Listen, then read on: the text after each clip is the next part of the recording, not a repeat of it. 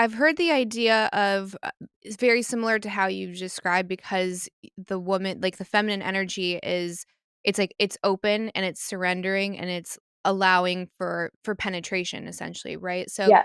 with that exchange, if there's not a conscious awareness around it that you can get like these quote attachments, like energetic attachments from whoever you're with.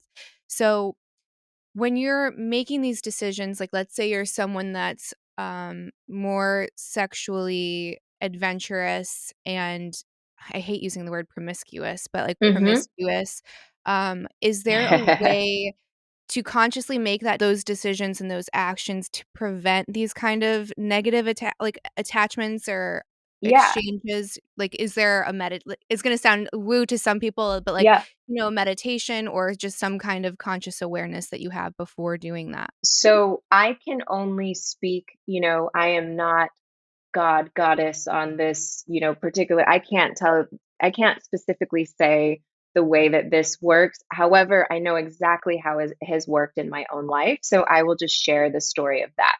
So all of the healing that I've had to do around my sexuality were all around very toxic relationships that I had. There was a lot of energy of not reverence for me or my body. I wasn't respecting and honoring myself. Like there was just a lot of disempowered and not choosing me kind of energy in those experiences.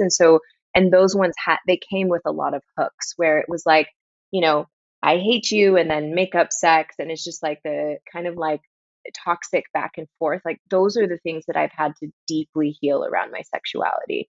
Because I think in those experiences, there was a sense of betrayal of me with myself and a Mhm. sense of betrayal with the masculine principle that I was welcoming into my physical vessel and my energy body.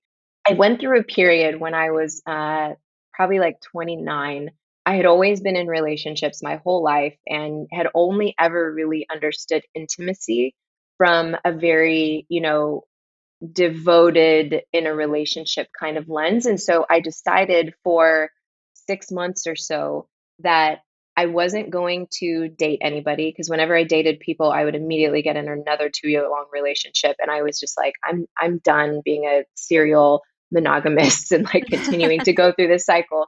So I decided to take this period where I just want to know sex from a totally transactional kind of lens. Like, and I was very straightforward and honest with the people that I met that it was like, I called it my hit it and quit it period. Like, I would meet them and maybe there would be a vibe. I worked in nightlife at the time, so it was like really easy to meet guys.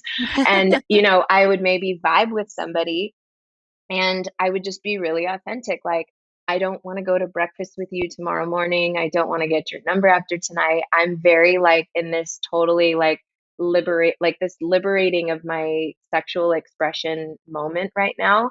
And that's really, if there's the resonance that it gets there, like amazing. And if not, whatever. But like this is where I'm at. This is just authentically like what my desire is. And if you want to meet that desire, great. If not, like I'll keep it stepping. So I mean, I went through the 6 months and I had some wild, incredible experiences. And I think because I made that declaration to myself and ultimately to the universe, I attracted the most like incredible men to play with. It was like super, it was very liberating, but it was also very empowering because for the first time I took full authority over my own sexuality and didn't say and said like I'm not having sex with a man to please a man or to maintain my relationship because this is how we can feel deeper intimacy or whatever it may be. I'm doing this entirely for me. And if people Mhm. want to show up to what my needs and desires are in this moment, like fuck yeah. If not, whatever. I'm just like I'm doing this all for myself right now.